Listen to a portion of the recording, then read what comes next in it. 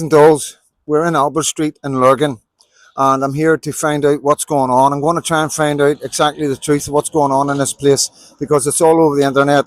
And I'm going to find out if there's any police here, if there's been any investigations, and find out that there's rumours that was one particular group of foreigners and another particular group of foreigners. So we're going to find out. I can't hang about long because this is a Catholic area, and we know who lives very close by, and it's a very dangerous place for Freedom Dad. So forgive me if I feel a wee bit on the move right now, but we're here, we've just arrived, and we're going to find out what's going on. Let's go. Okay. Guys and dolls, Freedom Dad here, and I'm in Lurgan, and we are in, what street is it? Albert Street, Lurgan. Albert Street, and I'm here in Albert Street in Lurgan, obviously because of the attention coming online and the misinformation and the lack of information. So obviously, as a citizen journalist, for the people, we come and speak to the people to get find out on the ground what's going on the ground.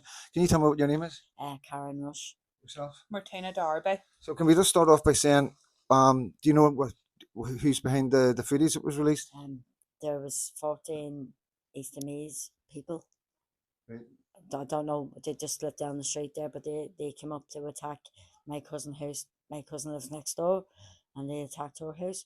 But her boyfriend was in the garage with my son, like they normally do, play video games, whatever. And then his girlfriend rang him and said they're kicking the doors in. Yeah. And it just fucking broke out. I came out of the house. One of them tried to attack me. Yeah. Attacked my son, scarred his face down. Right. So, I need to ask you. So, these are local men being attacked by people that are coming into this country, correct? They're not local men, no. The ones that got attacked. Oh, the local men, yes. So there's people that are saying online that there were Polish people that got attacked. It Was it Polish or locals? Locals. Locals, right. And so, how does this make you feel right now? I feel angry. I feel really angry. My son has Asperger's, and they've actually slit his face open. Has the police been out?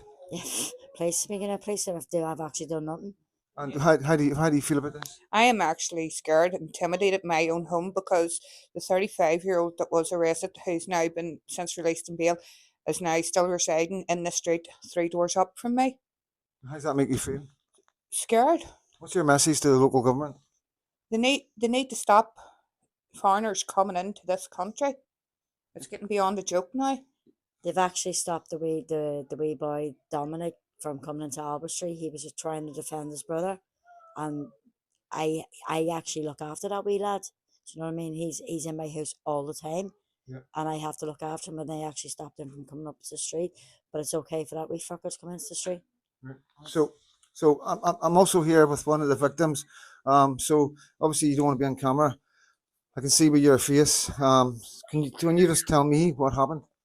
Just like Karen said there, I was sitting with her son, just like we do every weekend, play games, and stuff like that there. And I got a call from a girlfriend saying that there's a group of uh, different coloured skin men, at the door, trying to boot the door free, and they're also booting uh, next door as well. Like, so first thing I thought was just run out and see what's going on. By the time I got there, it just kicked off, and How many? I couldn't tell you. There was a big group of them. Like, Was there weapons? there was weapons there. Like, yeah, Was there any bladed weapons? I'm not sure. 'Cause There was seen what some was seen in camera, but you never seen any yourself. So what's it like living in the street right at this minute after what's happened with the men are living here so close? Well, it's scary to, like, knowing that nothing's really been done about it, because whenever the police came into the scene, they arrested the wrong people, and the people that were attacking the homes are just sitting next door right now. Yeah. So this is another question I want to ask you. What does it feel like being a second class citizen in your own street? You know what I mean? We can all answer that question for ourselves. Yeah. like, And it's- like, what do you think would happen if it was the other way around? well, If again, it was 14 locals attacking 3 or 4 foreigners, what do you think the reaction would be from Sinn Féin and the any local government, whoever your local government is, and the police? What do you and the newspapers? This hasn't hit anywhere apart from social media. But if it was the other way around, do you not think it would get a lot more? Well, yeah, like, even just from previous situations happening around Northern Ireland, we'll see that the locals get treated like dirt, and the foreigners get everything. like it's getting to the point where you can't even get a job in this country no more as a local man or Yeah, anything. there's a lot of problems. Yeah, but I'm not going to, because it's very difficult. These guys are taking, they're very brave. And this is what I keep saying on my platform to everybody about speaking out. It's the only weapon we have. It's only two ways. We don't have anybody else. We've only got ourselves. It's only ourselves that can sort this. It's only ourselves can bring awareness to the rest of the country that there was problems in the working class areas on both sides of the community, Protestants and Catholics. And there's something going on that isn't right. We are being replaced because there's more people dying than we are having babies. And that's a problem. And we can sort that problem. We've spoken about it. We can address it. We don't need to bring people into this country to do the jobs we don't want to do. Just pay the people the right money for the jobs you don't want to do. We don't need to bring people in this country to be doctors, engineers, and nurses. We just need to pay them the right money so they don't leave the country. We've now got students that past coming out of nursing and they can't even get a job because there's that many foreigners in the country doing the jobs that was meant to be for the locals. I could go on, but all I'm going to say is I just want to say thank you so much for clearing up exactly what's going on in Lurgan, because now we know the newspapers haven't been here, the police haven't been here, but if it was the other way around, this place would be full, these men would be in prison, these women here would be visiting their loved ones, and that's where we're at in Northern Ireland. We're at two-tier. My friend was actually attacked by a Romanian there on the 12th of January. He tried to rape her in her own home.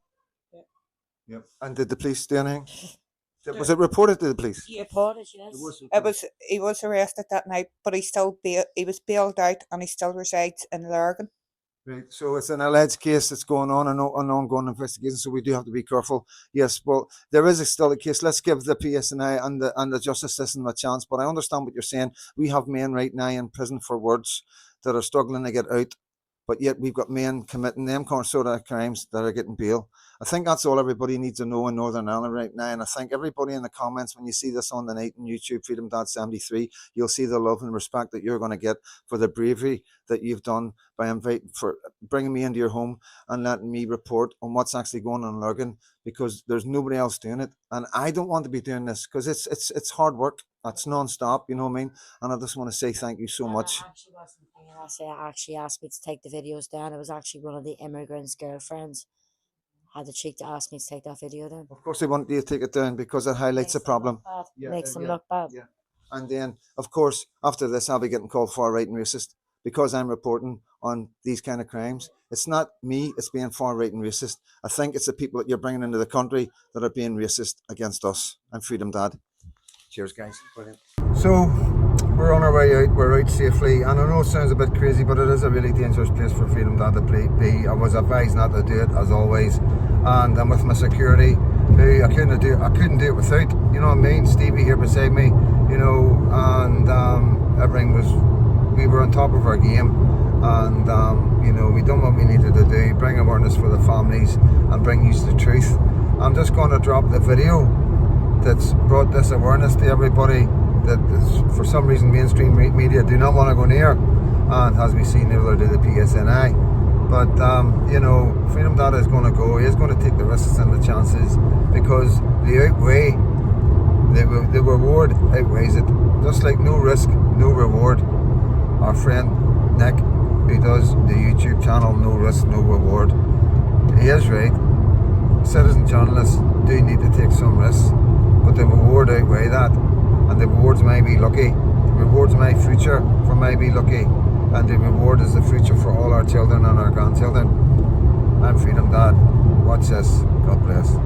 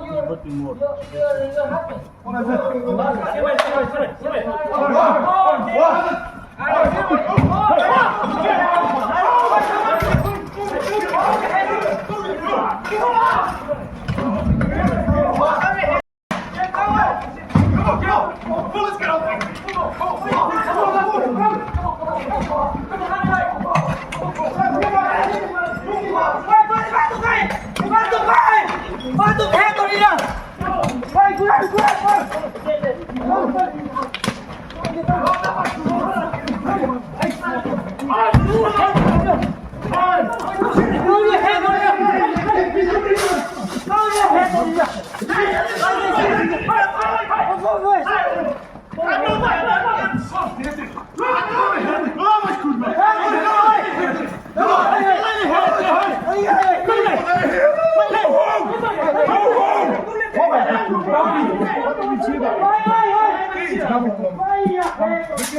Dawid do domu! Chodź szybko, chodź! Chowaj to szybko!